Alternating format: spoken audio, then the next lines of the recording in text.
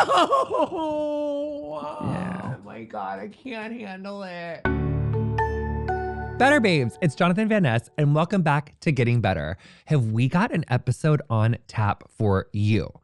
I think the first time I realized that I was like very interested / like taken by this idea of revenge, it was Kill Bill 1 and 2.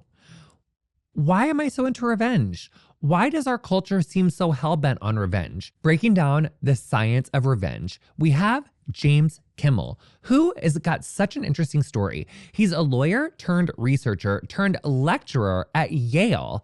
Casual. He's got a new book coming out soon, The Science of Revenge. So really, truly like perfect to talk to us about this today. James, welcome. How are you? Thank you, Jonathan. I am fantastic. And I want to say before you go any further, your hair is fantastic. And it really bums me out because I can slightly remember having hair myself. And you are just like bringing back all of those. We should get you a wig memories. like this. A wig like that would be, I feel like wouldn't I look great? My highlighted natural color on your hair with these tortoise glasses, I think would be breathtaking. If you're listening to the episode, then you can't see the beautiful glasses, but thanks for the compliment. Because I mean, I also love your glasses and I love your vibes. Thanks. Let's just start right off with this question. Does America / like humankind have a revenge problem?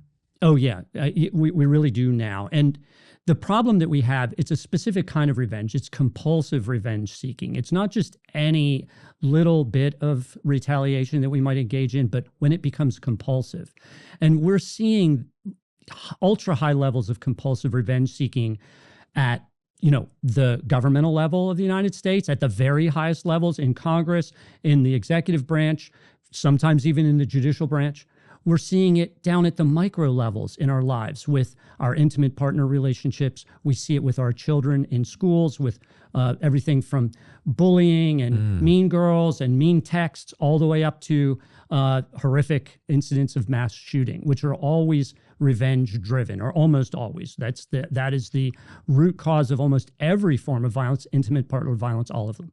What's the difference between like revenge and compulsive revenge? So revenge, they're both the same in that what you have is a instance in which somebody feels a grievance, which is to say a perception, real or imagined. And this is the scary part because it can be imagined. It doesn't have to be real, of having been wronged or treated unfairly or unjustly. In other words, a perception of being victimized. That is triggering inside our brains a desire to hurt the person who hurt us or their proxy. It doesn't even have to be the exact person who did this to us. And that desire to punish the person who wronged us, that's revenge seeking. The difference is with compulsion is that you're unable to control it despite the negative consequences that you know or suspect are going to occur to you or other people, the harm you're going to do to yourself or others, and you do it anyway. That's compulsive revenge seeking. And neuroscience shows us that looks like addiction inside our brains. Do you feel that social media, or does your science, or does your research show that social media has like driven like acts of revenge up, or like we're just like trying to get revenge on each other more with social media? Yes, by thousands of %. I mean, humanity was not prepared for the advent of social media. It came upon us almost instantaneous. We've only been living with it out of, 5,000 years or so, 6,000, 10,000 of recorded history at most. And now within the last 20 years, we have this entirely new platform, which is breathing. I mean, think about it. I like to think of it in terms of, like a pandemic, right? Like COVID. Okay. So, but with grievance and revenge seeking, grievance triggered revenge seeking and compulsive revenge seeking. Okay. That's happening. It's as if people outside of you all around the world are breathing the virus right through your cell phone, right into your face, maybe all day long. I mean, as long as you're on social media, you're getting this constant infusion of wounds and injuries and injustices and grievances. And we add to that inside your brain, if somebody else is experiencing pain who you care about, you can imagine and feel the same pain. It activates the same that pain happens network to me all the as time. if you were having that pain. So we were talking about like, when does revenge start? But I kind of want to zoom out a little bit from there and just get a little bit to some basics. So You spent years studying the intersection of neuroscience, psychology, and law. And your new book, The Science of Revenge, takes us deep into what drives people to seek revenge. So let's start off here. What is revenge psychologically and neurologically speaking? Right. So psychologically and neurologically, revenge is, as I said, it's the desire to hurt the person who hurt you or their proxy, right? That's a pretty simple definition. It's similar to punishment, retribution, any of those types of desires to hurt the person who hurt you. The question is why would we have that desire, Jonathan? We could want, let's say you're hurt. I mean, wouldn't it make more sense if we wanted, popcorn or cotton candy, right? I mean, those would be very pleasant things and they would probably make us feel better. But what we want most of all when someone hurts us, in our real or in our imagination, is to hurt them back and to make sure that they know that their current pain is because they hurt us. That is the ultimate human craving, and it goes back as far as the Ice Age, as far as we know. Well, how do we know it comes from the Ice Age? Yeah, so, evolutionary psychologists believe that revenge sort of evolved around that period of time, which is the period of time when humans began to start living in communities. So to be able to live in community, one of the things we all need to do as humans is be able to have a set of, commonly accepted rules and comply with those rules, social norms, okay? That started in around that period of time. And that's probably when we, developed the need to punish someone for violating a social norm, which we're, doing all the time now on social media and everywhere else in our world.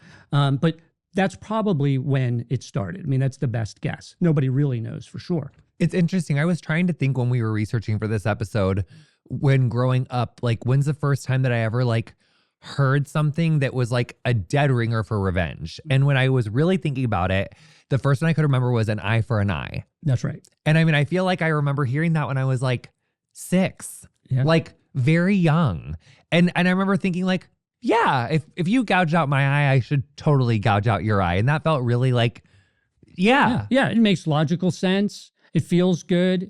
It's written into one of the oldest books of the Bible. Yeah. It's written in Hammurabi's code. It's been with modern society in its ancient forms for thousands of years.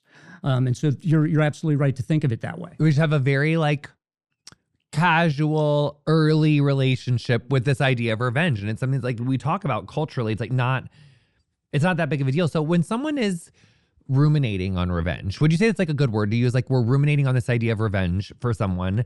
They're fantasizing about getting their revenge.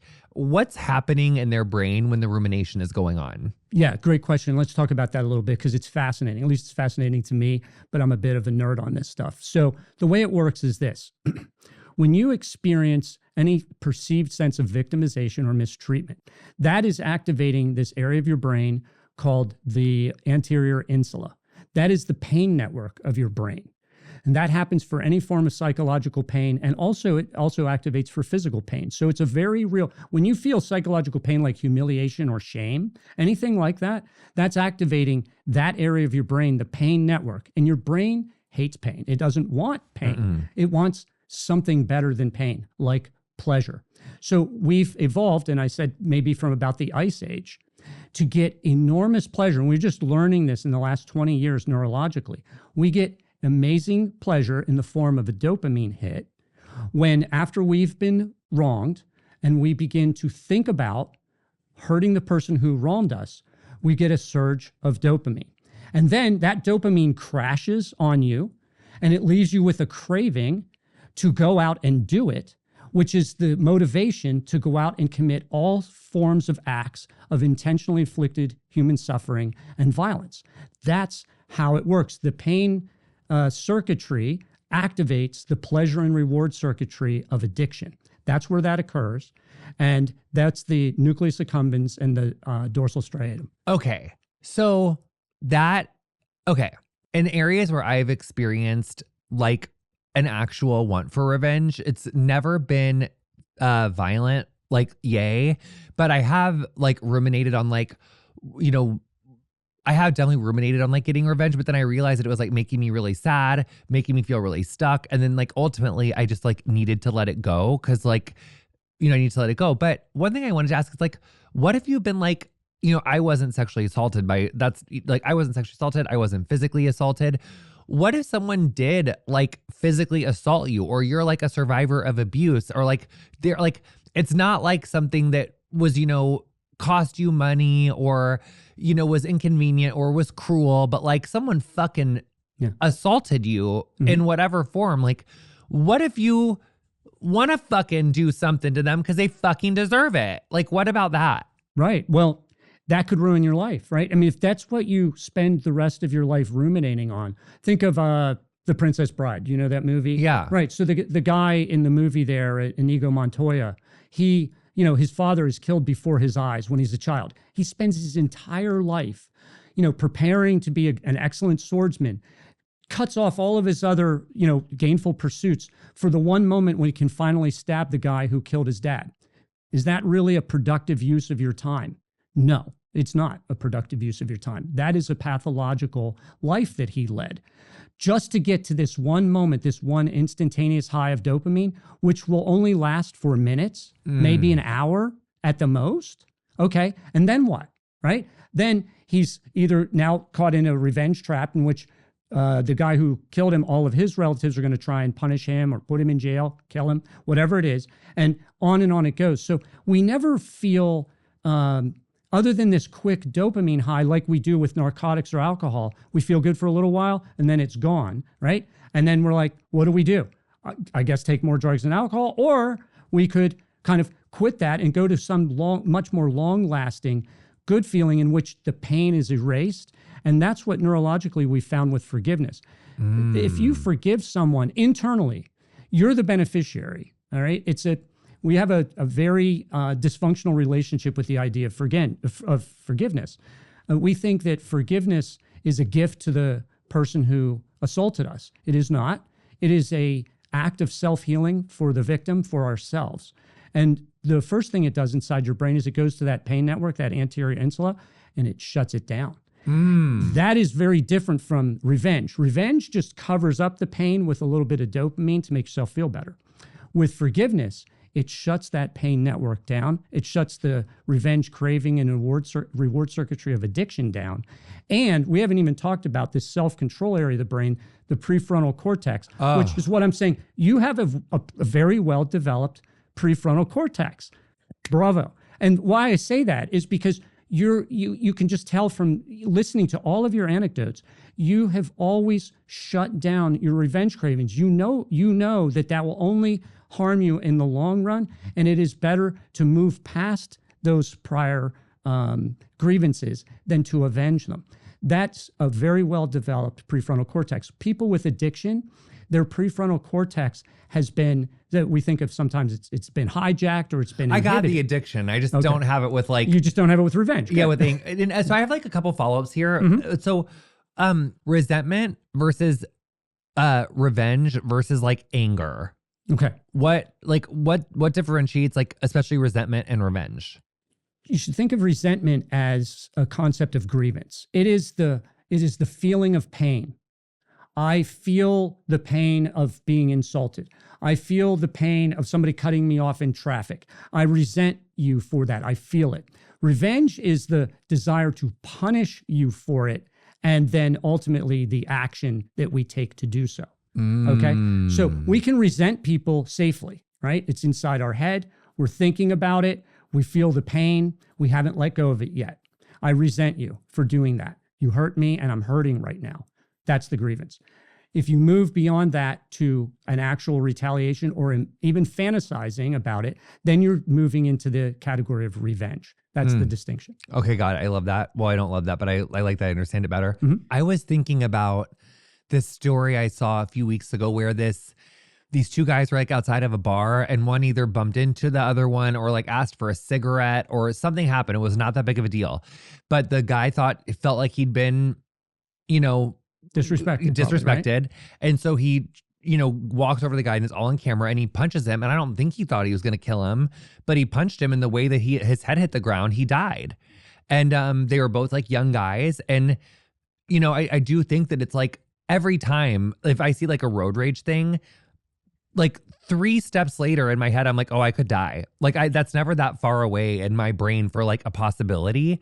And I just think that a lot of people just, is that something that people don't have in your research? Or is it that if you get triggered so high, like that reason just goes out the window?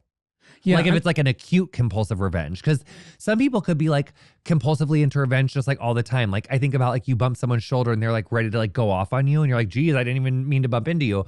Versus someone who's normally pretty not dealing with revenge, but like if there's something, you know, big enough or they're drunk or they're on something and, you know, they snap that time, but they normally wouldn't. Is there a difference? I don't think there's a difference in anything other than the level of their ability to control. So that prefrontal cortex and its availability to stop you from making bad decisions in part. So if that is not working, and at the same time, if this craving for revenge is something that maybe you've been, you know, pumping up over years and you've been fantasizing about it and doing little things. So just like all other addictions, maybe people start with cigarettes and then they move up to marijuana and then they move up a little more to cocaine and then heroin and maybe fentanyl, right? So there's this progression. And it seems like there's the same kind of progression with revenge seeking. We start with, you know, unkind words and we return insults. And then we might go a little bit further and maybe we do some plotting. And then we might shove people around a little bit. And then we might strike them or hit them or knock them down. And then we're moving on from simple assault into aggravated assault and then potentially from there into lethal force. And that is happening throughout human history. It happens throughout our society and all societies. It's happening all around us. Right. But we don't, we go, oh, there's another senseless act of violence. And we throw up our hands and go, oh, just another senseless act of violence every day. There's nothing we can do. We just have to accept it like we have to have, you know, 5 fingers and 5 or 10 fingers and 10 toes. And it's like, no, maybe that's not true. Maybe if we look at it as an addiction, which is what neuroscience is telling us, we can do things to prevent those acts of violence and treat them so that we're not just, you know, throwing people in jail. We're actually treating them so that they might be able to come back again, come out into their lives and lead productive lives at some point. How does intergenerational trauma fuel revenge addiction? So it's a little bit murky there, but there are a couple of ways. So one is if you think of intergenerational trauma as parent punishing child, right? Or parents having a fight and exacting revenge between 2 parents and child's witnessing that. That is in effect training the child that revenge seeking is okay. When you've been wronged, you lash out, you lash back. That's what you've seen. Mimic us. Do what we're showing you, right? So that's intergenerational. If you're thinking genetically, it's more unclear. There really hasn't been a lot of research on that. But what we do know quickly is that genetic lines of addiction, other forms of addiction that have been studied, like drug and alcohol, do flow, you know, linearly through the generations. And so you can inherit certain vulnerabilities to addiction that maybe other people don't have. Oh, we talked about that with James Longman. Epigenetics, honey. It's like if you have someone who's like schizophrenic and like in the generation before you, like makes you like this much more likely. If there was like a grandparent, it's this much more. That's so interesting. That's correct. Okay, so I loved what you were just saying a little bit ago. It's like we accept that, you know, these senseless acts of violence, we just, you know, we have these. It's just Second Amendment. We have it here. But it's like, and you've said forgiveness a few times. Is teaching people how to forgive the antidote to violence? It really is, actually. It's so amazing. And you have to understand, I think, forgiveness is a term that in our society in particular is considered a weakness. It's something that weak people do who really can't retaliate and get away with it. It's something that's only religious, perhaps, and that it's only necessary to get into heaven or something, right? Like that. And what recent neuroscience is showing is that none of that's actually true. Forgiveness is hardwired into our brains. Don't freak out, Christians. Heaven could totally be true. And you probably will totally need to get forgiven by Jesus and stuff. So Mom, if you're watching this, it's, you know, don't worry. We're go Jesus. Right. Continue. Right. Well, and I would say Jesus was the greatest revenge teacher who ever lived and the greatest addiction counselor who ever lived. And when he told us, How many times, somebody asked him one day, how many times should I forgive somebody? And he says, should it be 7 times? And Jesus goes, no, 70 times 7. You should forgive somebody 70 times 7, as many times as is necessary to heal yourself. But he didn't have the neuroscience to show that. And now we do. And part of my real joy in the discovery of writing this book and doing all of this research in revenge and forgiveness is to find scientific support for Jesus's actual teaching, that he knew what was going on instinctively. And now we can prove that it really happens, because when you forgive, like I said earlier, you're shutting down the pain. I mean, do it for yourself, honey. All right. You've got to shut down that pain, and you have a means to do that. You don't have to take a drug. You don't have to see a doctor. It's available for free. It's the most natural, pleasant experience you can ever have. And you can experience it by simply imagining it. So for a second, imagine any grievance that you have right now for a second, and close your eyes, and you don't have to forgive them, but just imagine what would happen and how would you feel, most importantly, if you decided, you know what, I'm going to forgive that. I did have like an unbelievable kind of open feeling in my chest cavity, which was kind of cool and immediate. It's so fast. It's this sense of relief, right? You feel this sudden weight coming off your shoulders. The weight is you don't have to punish them. You don't have to wrong them. You don't have to stay in a separate relationship from them, actually, if you don't want to. You may find in certain relationships, having no relationship is the healthy thing to do. And I am not recommending that people forgive, an intimate partner abuser and stay in an abusive relationship. That's not what this is about. But when you're out of the relationship, you can forgive yourself for getting into it. Once you're safe, you can forgive them. Once you are fully safe, you can start the healing process by imagining, I'm going to forgive them for what they did, and I'm going to let it go, because that shuts that pain network down. It shuts the revenge craving.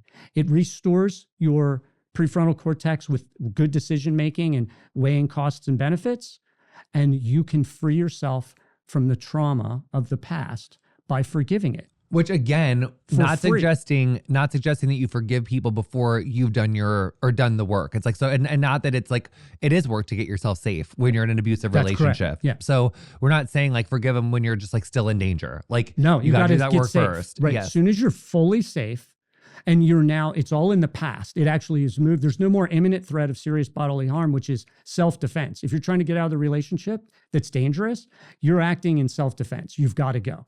But once you're safe, you can start that healing of all those years of abuse by simply imagining forgiving it. And I've created, and we've studied at Yale, a little bit more of a complex process in which we allow victims of trauma or other grievances to put on trial inside a courtroom of their mind the person who wronged them, but playing all the roles themselves. So you get to play the victim, you play the defendant, you play the judge and jury, and you get to find them guilty or innocent. You get to hand down a sentence. You play the warden exacting the punishment and imposing it.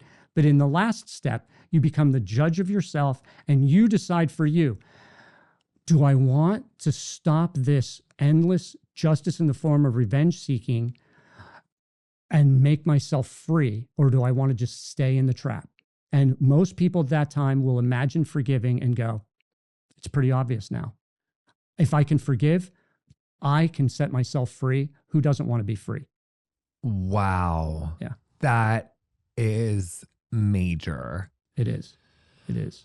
I wanted to, okay, wait. So, I have one brain question, and then we're going to get into your story, which is, the amygdala. My therapist tells me about the amygdala, which is like your threat perceptor, right? It's a strong motivator. It's a strong pleasure. It's not part of the addiction reward circuitry, but it's related to it, and it can motivate you.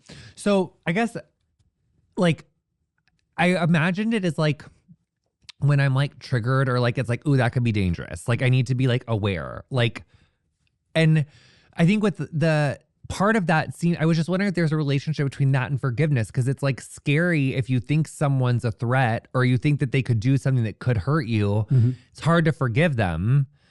does that like does that like perception of someone being a threat like prevent people from being able to forgive them? Well, if somebody's a threat, that's sort of this balance between self-defense, right, and retaliation for wrongs of the past. So if we're dealing with present threats of harm, let me try and say that again, present threats of future harm, okay? Then we're dealing with self-defense, and we're not at all concerned about revenge seeking. We're not punishing something that happened in the past. We're trying to survive, right? Yes. That amygdala is part of that, has a role in that. And you need to want to survive or you won't be here for long. And that is what you should do. So leaving the abusive relationship, yes. If that's the only way to survive, 100% yes. And we're not worried about revenge desires, revenge craving. But we need to think about in the relationship, once we're safe, or if we're in a relationship that's abusive, but it's not really threatening our lives, we need to think about, so the person, the spouse or intimate other that you have who is constantly wronging you, you need to be aware that they're almost 100% for sure doing that because they feel wronged. The person who's the perpetrator in an abusive relationship sees themselves as a victim. And all of these, slight transgressions that they experience that set them off, these are victimization moments in which they're instantly wired to start retaliating and hurting back. So to help them stop hurting you, it would be worth sort of sharing this information with them and going and starting to watch. Oh, I see what was the triggering moment, what you thought was a grievance. Now, you may not be able to solve that. There are an infinite number of grievances for an infinite number of reasons, and we can't solve an infinite number of problems. But we can work on this addiction reward circuitry, which motivates somebody to turn that grievance into an act of retaliation. And you can help them do that. And one of the ways is by simply getting them to go, forgive me. Let's just think about it for a second. Just forgive me for a second. And let's tone it down and calm down, Yes. So you began your career as a lawyer, which I love a good lawyer. It's all because of Erin Brockovich for me, even though I get that she was a paralegal, but that movie, I loved Ed Masry ever since. So was there a particular moment or case that shifted your focus from law to research on the psychology or neuroscience of revenge? What started this? Sure. I mean, it's actually before that. It's before I became a lawyer. So when I was raised on a farm in central Pennsylvania, and it was a small farm. Moved there when I was about 12 years old. It had been owned by my great grandfather. We had a herd of Black Angus cattle. We had some pigs. We had chickens, and I wanted, when we moved there, 12 years old, I wanted to befriend all of the other neighboring farm kids. They lived on like real big farms with real big equipment and, hundreds of head of Holstein cattle that they were milking. Their parents were milking, every day, morning and night. But they weren't having it. So my dad was an insurance agent, and he went into town in the morning wearing a suit and clean shoes. And their dads were up at 5 a.m. heading to the milking parlor covered in, manure with boots on. And they were not going to welcome me into this community. And it got to the point as I entered into high school and older that they began bullying me. And there was a big group of them, many more of them than there were of me. And this was in the early 1980s, so not a lot of anti-bullying programs around to resort to. It was just sort of something you just put up with until it hopefully ended. Well, it never ended. One night, in the middle of the night, my parents, my brother, we were all asleep in bed, and we woke up to the sound of a gunshot. So we ran to the windows, looked outside, and I looked outside, and I could see that there was a pickup truck in front of our house, and it was a truck owned by one of the guys who had been harassing me. And I could sort of see maybe a couple other guys in it as well. We looked around the house to see if there were any damage to the house, and there was no damage. We went back to bed. The next morning, one of my jobs before going to school was to go out and take care of the animals. No! Yeah. Sorry. Who did they kill? So I went out to the barn, to feed and water the cows and the pigs, but I also went to the pen of our beautiful beagle hunting dog. No! Yes. Yeah. No! Painful. Yeah. They killed your fucking dog? Yeah. When at the beginning of this episode, I was like, I would kill someone if they like. Yeah. When you were saying that, I was just like, oh man, I hate to say this to you. Okay, well, first of all, obviously, is this in the book? It's in the book. Well, fuck me. Okay. Consider me caught. I didn't fucking read. Okay. I should have read the goddamn footnotes first. I read the rest of your. And so then you killed him with your bare hands and you served 18 years and then you started studying revenge after you became a lawyer and like successfully defended your murder charge as defending yourself, became an honorary self-defense lawyer. Those fucking bastards. Yeah, what happened to them? All right. So the rest of the story is, I walked up to the pen and I found her lying dead. In No! Yeah. Oh my God, I can't handle it. Okay. All right. So we called the police, state police, middle of the country, handle the things yourselves. They didn't have anything to say. So about 2 weeks later, I was home alone, pretty late at night again, but I was there by myself. And I, heard a vehicle come to a stop in front of our house again. We lived on this one-lane country road. I'm gonna cry. Don't cry. Don't cry. They didn't do any more to the animals. The animals are safe now. So be with me. So I heard this truck. I got up to see what was going on and looked outside, and there was an explosion. And they blew up our mailbox and shot it into the cornfield. And then the truck roared off again. So it was the same truck. And at that point, I could have taken a very different turn. So here's what happened. I was absolutely enraged. I wanted revenge and I wanted it to stop. We had a lot of guns. I had grown up shooting guns since I was about 8 years old, living in the country. We were hunters. I grabbed a loaded handgun from my dad's nightstand. I ran out of the house. I jumped in my mother's car and I tore off after them through the middle of the night. I caught up with them and kind of cornered them by a barn. And, I had my bright beams on the back of their truck and I could see, like 3 or 4 heads in the pickup truck. And they slowly climbed out and turned around and squinted through my high beams to see who had chased them this far. They didn't know who it was. It took me a little time to catch up. They might have recognized my mother's car, but I don't know. What I did know is that they were very confused and curious. They were unarmed and I had a gun. I grabbed the gun. I opened the door and I started to get out to do what I really wanted to do, what nature drove me to do and had driven me there to do.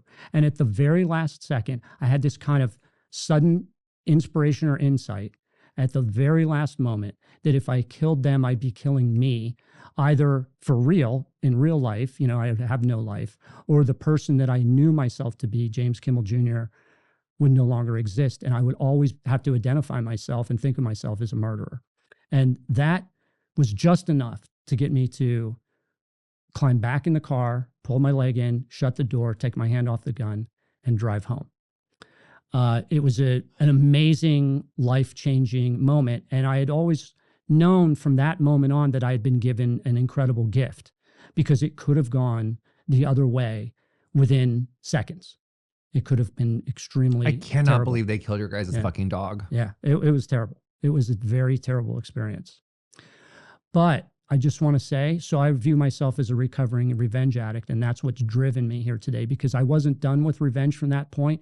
What I realized or recognized at that night is that I just didn't want to pay the high price of getting. Yeah, I don't want to murder them, but like, let's go fuck up their credit. Like, let's go find them now. And like, so we can't, is that like me saying like, would that be like you being like, let's go do meth together or something? Yeah, kind of like that, right? I mean, it's kind of like, well, let's do something a little bit different, but still get revenge. So what I came about was the idea of going into the professional revenge seeking business. And that's what lawyers do. So did you forgive them? No, I eventually I did. But at first, what I did is I became a lawyer because lawyers are the only people in our society licensed to manufacture, create, and distribute revenge to people, right? So people hire us to get revenge for them the legal way, right? What we do is we go through a court process to get You got to convince 12 people. Yeah, right. And then we get control of the guys with the guns and they will do what we want them to do because we're the lawyers and we decide that they need to go out and arrest somebody, or they need to go out and ultimately, if it's a prison and it's a death penalty case, ultimately to execute somebody, right? So we're getting legalized revenge, just like doctors are getting, with opioids. They're prescribing opioids, which are very useful for people who have real pain. And they're prescribing it to the masses, just like lawyers are prescribing revenge to the masses. And the difficulty is, as we found with doctors with the opioid crisis, opioids are very addictive, and doctors and pharmaceutical companies can become very, very greedy. And that can turn out very badly very quickly. And that same thing happens in the legal system, is what I discovered. And by the time I had gotten through that and become a lawyer, I was a prosecutor for a little while, and then I was a civil litigator. So I was in courtroom a fair amount. And it started ruining my life. I was getting revenge in court for my clients. They were giving me tons of money to do this. They were getting high off of it. I was getting high off of it for any win that I could get. The lawyers on the other side were getting high off of it for the wins that they could get. And it was all this just kind of very dysfunctional thing, but it was also bleeding into my personal life. And in my personal life with my wife, my children, all of my other relatives, people that I just met. I mean, if somebody crossed me, man, it was like, I will sue you. I will just sue you. I'm going to sue the fucking shit out of you. Yeah, I can just do that. And I can. Yeah, you better hope I don't become a lawyer. Right. You better hope I don't. No, I'm working on my revenge. I got it. Yeah. And like I've said, you have very good control. You have better control than I did back then, I will say. So anyway, the end of the story is that I got to a point where I despised myself for being this kind of person. It was against my spiritual beliefs. Like I said, I really believe in Jesus' teachings, and I thought that his teaching on forgiveness, I knew had to be more than how to be pious. It had to be something practical and something extremely valuable, but that we've missed. And so ultimately, I largely shut down my legal practice, and I became a researcher at Yale to try, in part, to prove what Jesus was telling us about forgiveness as the way to self-healing, not revenge seeking. And you're married. And I'm married. Yeah. Yeah. Still to the same woman who put up with a lot of abuse from me in those early years when I was just an endless revenge seeker. Sorry, Mom. So, yeah. I asked. That was for you. If you're watching this, I just, wow, like literally quit his job to fucking prove Jesus' teachings, like dream man for you. So I know that we're dealing with our revenge, but so the people, mm-hmm. we just had to let them go. So what happened with those guys? Yeah.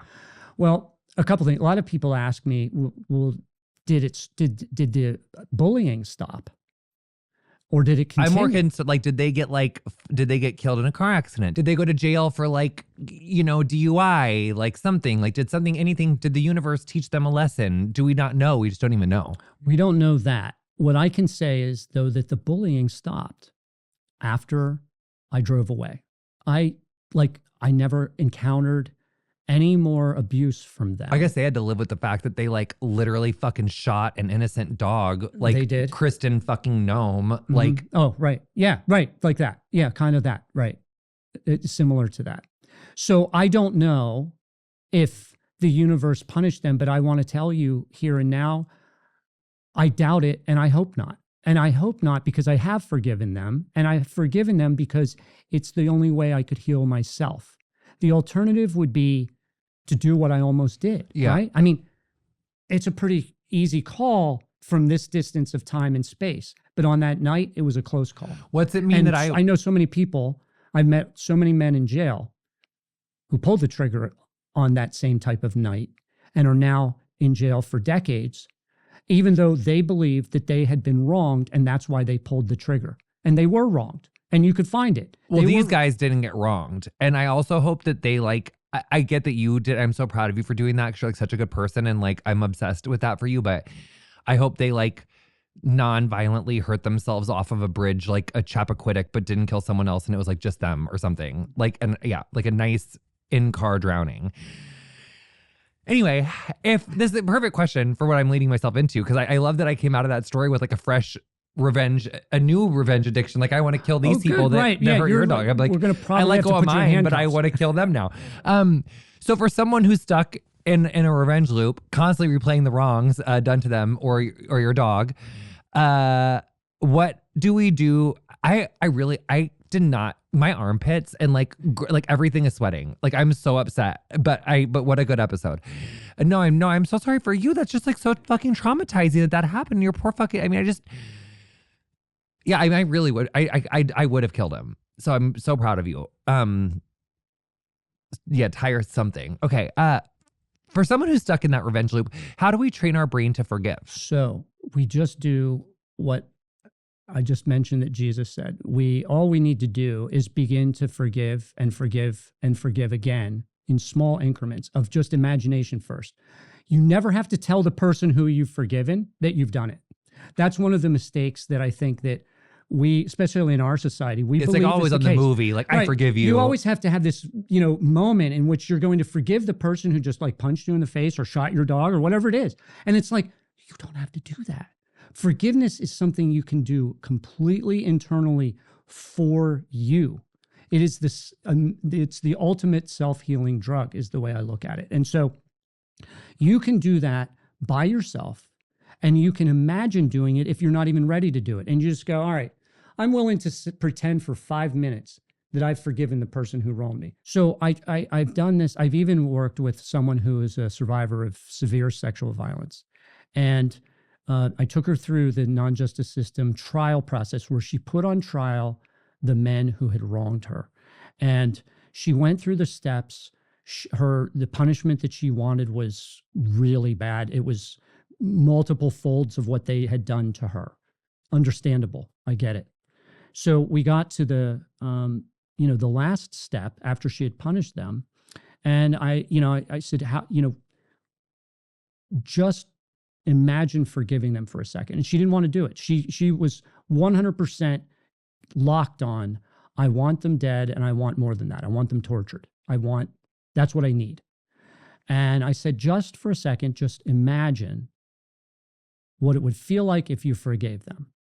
And she didn't want to do it. She sort of pushed back against me for a little while. And then she said, okay. I said, close your eyes and just imagine it for a second. And she did. She closed her eyes. And there was this moment. And then she sort of took this deep breath.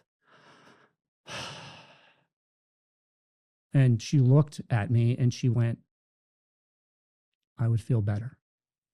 Mm. I mean, she had been carrying, this had happened 2 decades earlier. She was probably like re-traumatizing herself, stuck in rumination. It had happened 2 decades of pain. And she was like, I would feel better. And I said, so try it again. And she tried it again. And I contacted her a couple of months later. Completely different life. I mean, she really was on the path to healing. It is that powerful and it's that easy to start. All you need to do is take that first step of imagining how you would feel and it'll come back. You will want revenge. It's not an instantaneous win. It's a process. So it's like, notice that you're stuck in the rumination or resentment. That's right. Or revenge. Yep.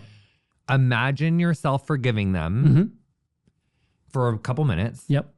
Then repeat the process. When revenge desires come back, and they will, okay, and you'll get angry again and you'll go, why would I forgive them after this guy or this woman did this to me? Yeah. There is no way. And as soon as that happens. And if they were a non-binary person. Yeah. Or that. Yeah. That too. Because it could have been me. Yeah. And we don't want that from you. No. Right. Yeah. So it's like notice, bring the awareness to it. Mm-hmm. So it's kind of like slow down. Yep. Notice that you're stuck. Imagine yourself forgiving them. And know that it'll probably come back again.